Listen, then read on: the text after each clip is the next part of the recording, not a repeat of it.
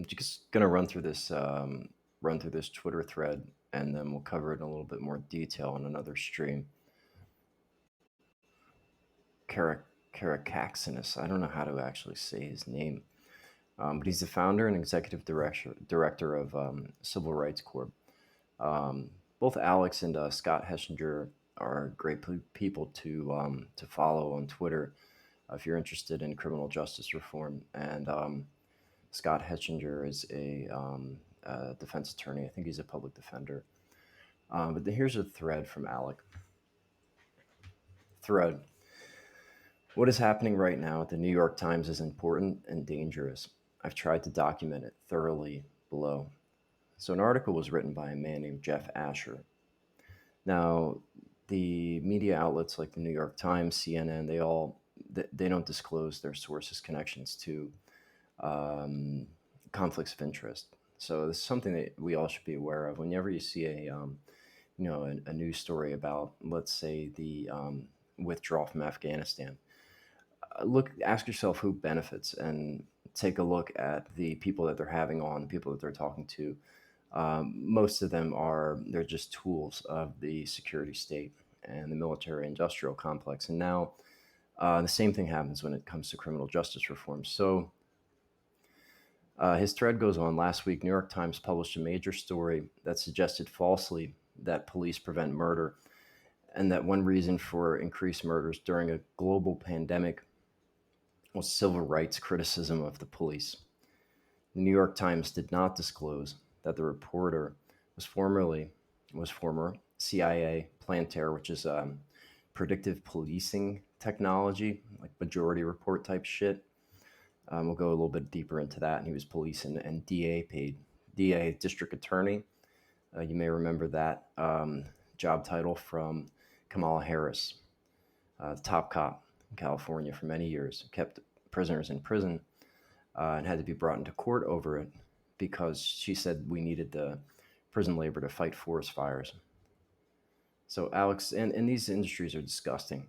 The prison industrial complex, the private prison industry, something I covered on a previous stream, and it is just the most troubling, one of the most troubling things in our society, and just a decrease in any empathy for poor and struggling people, and they try to obfuscate the reality, and especially having like a CIA spook publish an article that twists the facts. So I wrote a thread criticizing a few of the most obvious flaws in the article, including the failure to disclose the writer's corporate and police conflicts of interest.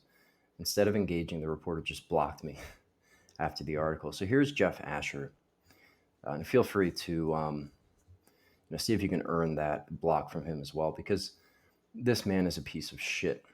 He even looks like a piece of shit, but somebody could look like him and maybe not be as terrible as he is. This is a man who serves the prison industrial complex. He serves the security state, former CIA officer, so that just about says it all. So, I wrote this in another Twitter thread about something else, but dealing with the CIA, abolishing the CIA, and I would throw ICE into the same bucket. Take a look at the history of the CIA. Take a look at Hoover, and all the fucked up things that they've done since they were formed. We act like these are necessary and essential parts of our society. They are not. So an organization that hides in the shadows, sucks massive amounts of money of our tax dollars to do things we have no idea what they're doing, to promote war and influence our media, is very disturbing. So Alex Karantanis, I'm saying his name wrong, Alec, he says, imagine letting a reporter write about these issues, not disclosing that he was paid by the police, paid by the CIA, as if he's just some sort of objective person. So they brought this up. They got a little bit of a little bit of light and attention to the issue, and look what happened. So today, the New York Times doubled down.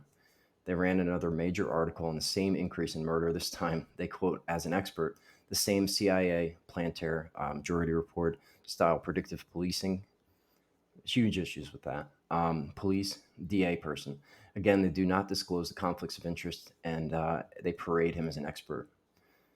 The only thing he's an expert in is being a spy, and being a trained liar, and being a tool of these industries that thrive on continuing slavery in our country via the clause, the loophole in the 13th Amendment, and also just locking up the quote unquote undesirables. Most of our prisons are filled with more than half nonviolent offenders, many of them for drug offenses. So they published another article. And then today, a New York Times article is much worse. So the very first quote is a police chief blaming rising murder on bail reform. Give me a fucking break. We discussed bail reform a little bit, or bail, the concept of bail, in the last stream I did on criminal justice. But there is a huge issue with bail because it serves the wealthy, and what it does is sets up in our society. It says that if you're wealthy and you're powerful connections, you don't have to face the same type of justice, quote unquote justice, as other people do because you have the means to get out of accountability. We see this happen over and over in our society, and it's another issue that's hidden in the shadows.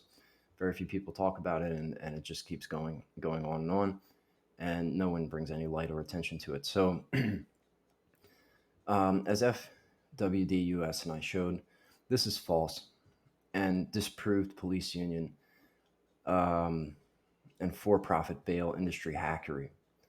It's like climate denial. So police unions have a huge say in whether or not marijuana is legalized in our country. Um, and just like Kamala Harris not releasing prisoners because they wanted slave labor to fight fires, they also do not want marijuana to be legalized because they need both their slave labor and also the beds that fuel the massive amount of tax money that goes into housing an inmate, and also the amount of money that they make from things like commissary and phone services in prison that you pay huge premiums for. Um, the owner, I believe, of I think it's the Pistons, but a basketball team actually owns one of the largest prison phone providers. So you know, if you go back, we want to look at the other streams. So Alex continues on. Years of rigorous evidence and social science research show that reducing cash bail dramatically reduces crime for years to come. So don't pay into the propaganda if you're seeing any of these bullshit stories. Um, Dig a little bit deeper in, and you'll see that cash bail is actually a brutal and inhumane treatment. It's very unfair. It highlights some of the worst evils in our society, especially things dealing with income inequality. And he goes on to say, here's one recent example of bail reforms from the very period New York Times discusses without increase in even short-term crime. So bail reform does not increase crime. People telling you that is a lie. And he quotes a tweet that he sent out. So this is huge good news. Data is in from Texas, and our at Civ Right Corp's federal court victory, striking down the money bail system, has released tens of thousands of people from cages, saved millions of dollars, and made the community safer. Uh, let's take a look at those numbers, and then I actually have to go. But I just wanted to set up another topic for another stream. So um, before we sued, about 40% of people charged with misdemeanors were caged away from their families before trial. That was about 20,000 people every year.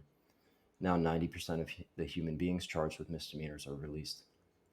So you take a person that's poor, convicted of a minor crime, or not even convicted yet, but you put him into a cage and you throw him away from society. He cannot feed his family, he cannot support them.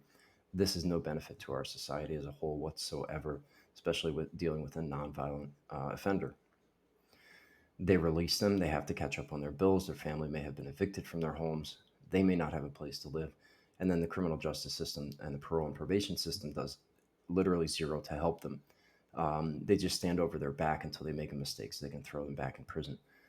Before we sued, this is another tweet, about 60% of the cases ended in a conviction, trapping the poorest people in an endless assembly of line cycle of jail. So the DAs and the counties, they play this game. They want to keep you in jail and torture you long enough so that you plead guilty to the crime, because it takes a lot less time out of your life. You suffer a lot less if you just plead guilty, even if you're not guilty. So the concept of bail means that if you have the money to pay it out, you have the money to get out of jail, then you can get out and you can fight the case on the street.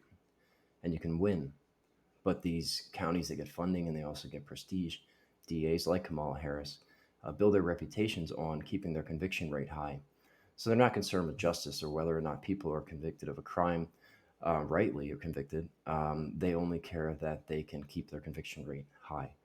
And a way to do that, and a way to ensure that that happens, is to keep people in prison that can't pay the bail, because they will take a deal. They will plead guilty, so that they can be released from the torture that they endure every single day. So he goes on to say license suspension and then jail. Now, because people are free and not coerced into pleading guilty, 68% of cases end in dismissal or acquittal. It's time to end this whole narrative, this political narrative that serves the interests of politicians, that being tough on crime and tough on drugs is a good thing for our society. Being tough on violent crime is, yes, but we have to make some very, very serious distinctions there. And most of the people that are locked up in our prison are not there for violent crimes. So this has been a very short Question Authority. Thank you guys for watching, and I'll come back and we'll dig a little bit deeper into this topic. Peace, not war. Have a good day, everybody.